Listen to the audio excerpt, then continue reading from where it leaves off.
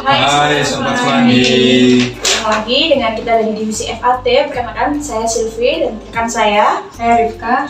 Saya Wira. Saya Fadila. Oke, pada hari ini kita akan membahas bedah buku mengenai akuntansi perpajakan. Kali ini kita akan menginjak di bab 6 mengenai tentang biaya dibayar di muka. Nah, karena kita akan membahas beban dibayar di muka, pertama-tama nih, teman-teman kan sudah pada baca buku bab 6 mengenai beban dibayar di muka. Nah, untuk mengetahui pemahaman tersebut, kita bahas dari awal dulu, apa sih definisi dari beban dibayar di muka itu? Boleh jawab? Oke, saya bantu ya Bu ya.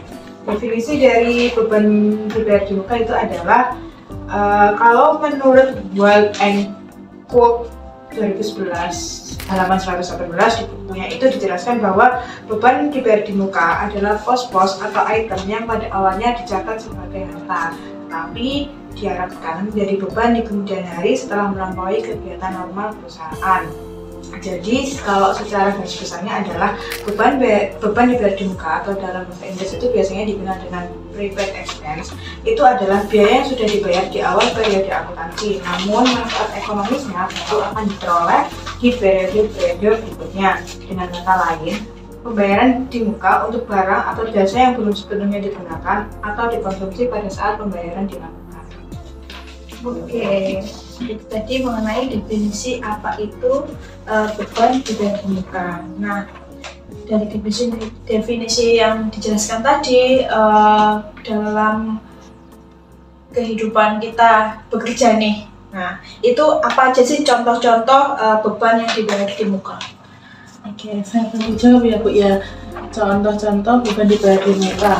Beban dibayar di muka dapat berupa beban dibayar atas asuransi, atas sewa, pajak, dan pembelian perlengkapan kantor. Semisal, sebuah perusahaan membayar sewa gedung untuk 1 tahun di muka, maka pembayaran tersebut akan dicatat sebagai beban dibayar di muka pada saat pembayaran itu dilakukan.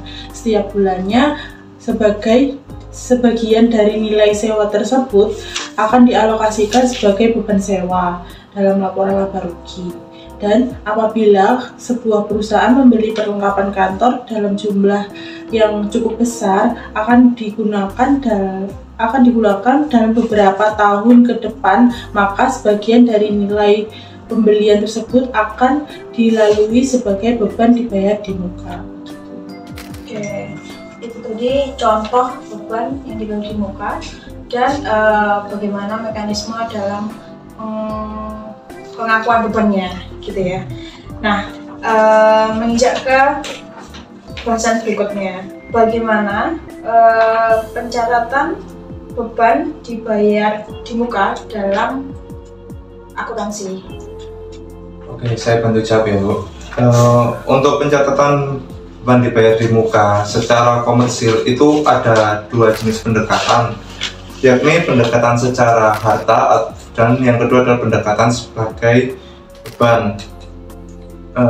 Dimana langsung saja saya berikan contoh lapangannya seperti apa. Yang pertama yaitu pada pendekatan secara harta.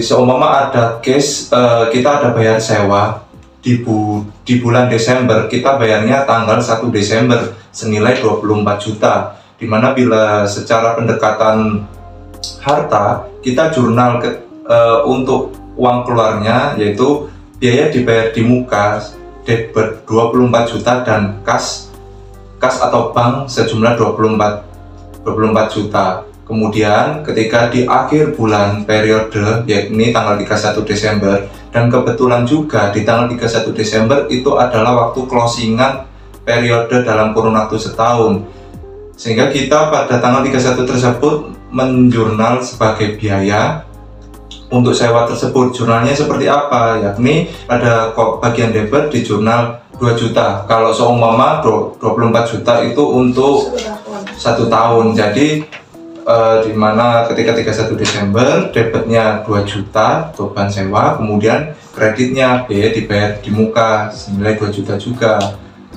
Terus untuk pendekatan yang kedua yaitu pendekatan secara beban, di mana di tanggal 1 Desember juga kita menjurnalnya langsung sebagai beban sewa 24 juta, dan pada bagian kredit di jurnal sebagai biaya dibayar di muka 24 juta. Tetapi untuk pendekatan secara beban di sini ada nantinya tambahan jurnal penutup, di mana setiap akhir periode tahun itu dilakukan penutup ya. Ini kebetulan juga case kita adalah di bulan Desember, sehingga kita juga melakukan penutup, di mana jurnalnya di bagian kolom debitnya nanti berisikan biaya dibayar di muka senilai 22 juta, dan di bagian kreditnya biaya sewa 22 juta. Kenapa ada pembeda seperti ini? Itu karena biar banyak sih orang-orang pada akuntansi zaman dahulu mengenal bahwa apa yang dikeluarkan uang pada saat itu langsung dijurnal sebagai beban, sehingga adanya dua pendekatan ini tuh sebagai pembanding antara versi dahulu yang diterapkan terutama di negara kita. Kita itu sering apa-apa sedikit itu langsung dibuatkan beban, sehingga ada aturan PSAK yang menerbitkan bahwasannya harus ada jurnal penutup. Tetapi ketika ada IFRS, langsung pendekatan itu diubah menjadi pendekatan secara harta.